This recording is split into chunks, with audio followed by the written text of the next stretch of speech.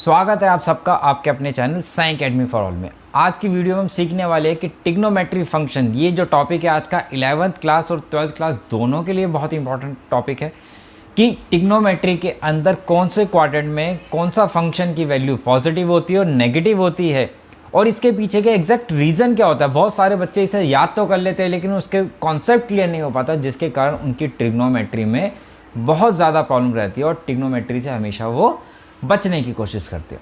चलिए कॉन्सेप्ट सीखते हैं ताकि आप ट्रिगो को बहुत अच्छे से कर पाए। मैंने एक सर्कल लिया है जिसका रेडियस मैं ले लेता हूँ यहाँ पे 1 यूनिट। कितना यूनिट? 1 यूनिट। एक सर्कल है जिसका रेडियस है 1 यूनिट का, यूनिट सर्कल बोल सकते हैं जिसको हम। यहाँ पे मैंने क्या किया, यहाँ पे एक लाइन ड्रॉ करी। ये क्या हो गया? ये रेडियस हो गया भाई हमारे पास, ठीक है। इसको यहाँ से भी यहाँ ज्वाइन कर दिया।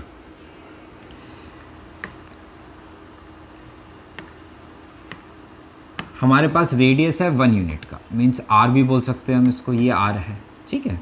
ये वाई एक्सिस है, ये एक्स है। तो यहाँ के अगर कोऑर्डिनेट देखें इस पॉइंट के, तो मेरे पास जो बनेंगे वो बनता एक्स कॉमा वाई। इसे हमने पी पॉइंट लेट कर लिया।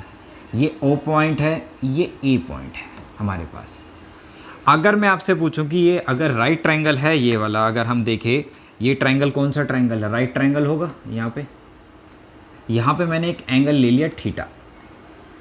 अगर मैं आपसे पूछूं कि अगर मैं यहाँ पे रेशो निकालूं y बाय आर की, y बाय आर, तो ये ट्रिग्नोमेट्री रेशो कौन सी बनेगी? y क्या है? परपेंडिकुलर। r क्या है? हाइपोटेन्यूस है।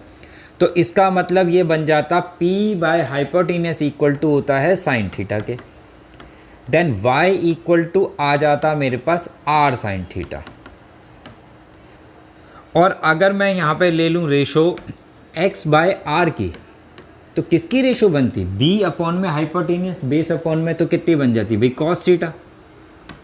तो x इक्वल टू कितना आता आपके पास? r कॉस थीटा आता कि नहीं आता भाई?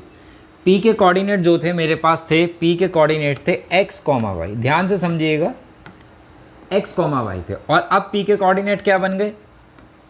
इसको ऐसे भी लिख सकता हूँ मैं, r cos theta, r sine theta. तो इससे एक बात तो ये पता लगी सर्कल के अंदर कि सर्कल के ऊपर हमेशा एक पॉइंट लाई करता है जिसे हम पैरामेट्रिक कोऑर्डिनेट बोलते हैं, R cos theta, R sine theta. Circle पे हर पॉइंट पे, मतलब कहीं पे भी वो पॉइंट हो सकता है जिसके कोऑर्डिनेट होते हैं R cos theta, R sine. अगर मुझे थीटा पता हो, रेडियस पता हो, तो वो मैं कोऑर्डिनेट फाइंड कर सकता हूँ। वो यहाँ भी हो सकता है, यहाँ भी हो सकता है, यहाँ भी हो सकता है, यहाँ भी हो सकता है, कहीं भी हो सकता है। Depend on theta and radius हम उसके कोऑर्डिनेट निकाल सकते हैं जिसे हम बोलते हैं पैरामेट्रिक कोऑर्डिनेट। तो इसका मतलब मैं p को इस तरीके से भी लिख सकता था। और अगर ये यूनिट सर्कल है जिसका रेडियस 1 है, तो इसका मतलब p के कोऑर्डिनेट जो बनते हैं मेरे पास कितने बनते भाई? कॉस थीटा साइन थीटा होता कि नहीं होता भाई? हो जाता। p के कोऑर्डिनेट हो जाते कॉस थीटा साइन थीटा।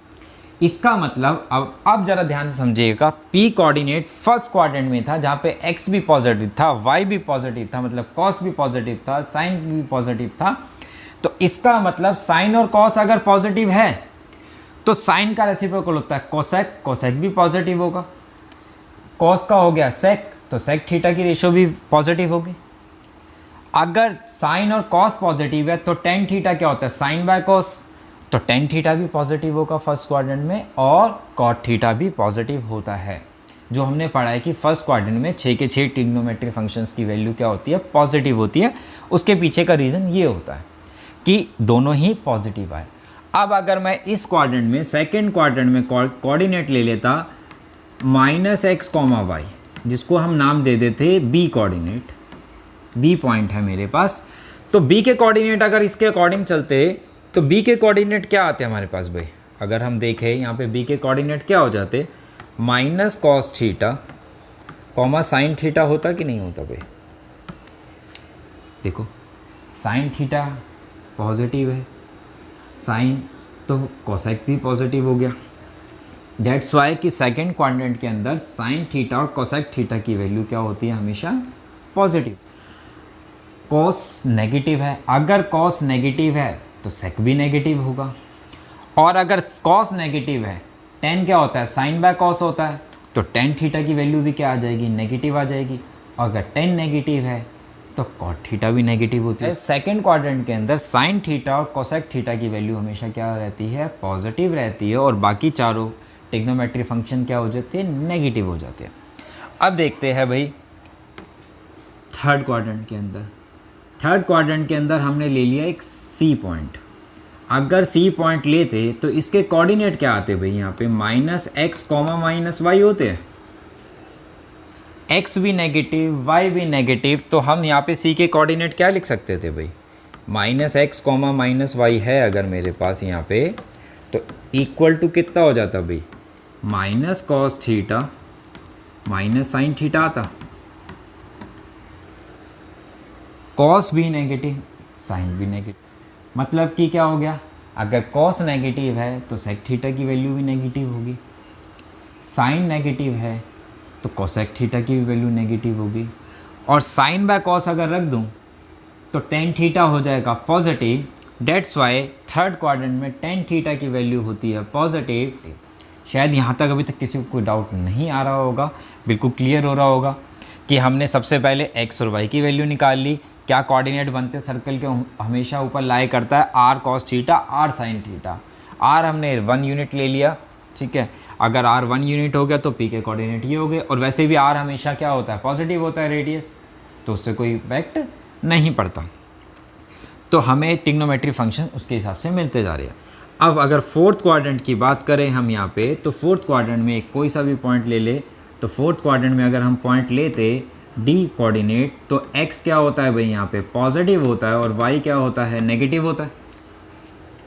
अगर x पॉजिटिव है तो यहाँ के कोऑर्डिनेट क्या बन जाते, अगर हम यहीं लिख दे तो d के कोऑर्डिनेट बन जाते cos थीटा और -sin थीटा होता।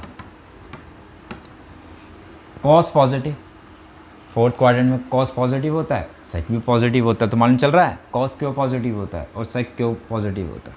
sin नेगेटिव, sin नेगेटिव हो गया तो माइनस कोसेक, तो कोसेक भी नेगेटिव हो गया। और tan थीटा की बात करें, sin बाय cos रखूँगा तो tan थीटा भी क्या हो जाएगा, नेगेटिव हो जाएगा, और tan थीटा नेगेटिव हो गया तब cot थीटा भी नेगेटिव हो जाता। तो ये पूरा कॉन्सेप्ट ये कहता है कि फर्स्ट क्वाड्रेंट के अंदर क्या क्या पॉजिटिव होता है भाई, साइन थीटा की वैल्यू पॉजिटिव होती है, कॉस की होती है, सेक की होती है, कोसेक की, टेन की, कॉट की, सारी की सारी ट्रिग्नोमेट्री फंक्शन की वैल्यू पॉजिटिव होती है। उसके पीछे का रीज़न हमने यहाँ पे ड्राइव करके देख लिया। सेकेंड क्वाड्रेंट में एक्स नेगेटिव होता है और वाई पॉजिटिव होता है, तो एक्स नेगेटिव था मतलब कॉस नेगेटिव हो गया, साइन पॉजिटिव हो गया, डेट्स वाई साइन पॉजिटिव है तो कोसेक भी पॉजिटिव। तो सेकेंड क्वाड्रेंट के अंदर साइन थीटा और कोसेक थीटा पॉजिटिव रहते हैं। इसको हम शॉर्टकट तरीके से भी याद करते हैं कई बच्चे, जैसे कि आफ्टर स्कूल टू कॉलेज, यहाँ पे A for all, S for sine, T for tan और C for cos. After school to college, इस तरीके से भी याद रख सकते हैं शॉर्टकट में, लेकिन ये तो तरीका था याद रखने का, लेकिन कॉन्सेप्ट क्या होता है जिसके पीछे हमें ये बहुत ज़रूरी पता होना चाहिए कि एक्चुअल में कॉन्सेप्ट क्या होता है, जिससे हम ट्रिग्नोमेट्री को जान पाए और ट्रिग्नोमेट्री को बहुत अच्छे से हम सॉल्व कर पाए। आशा करता हूँ कोई डाउट नहीं बचा होगा। अगर अभी भी कोई डाउट बचा हो तो आप कमेंट बॉक्स में कमेंट करके पूछ सकते हैं हमसे, और अगर अच्छा लगा हो कॉन्सेप्ट तो वीडियो को लाइक कर देना और शेयर कर देना अपने फ्रेंड्स।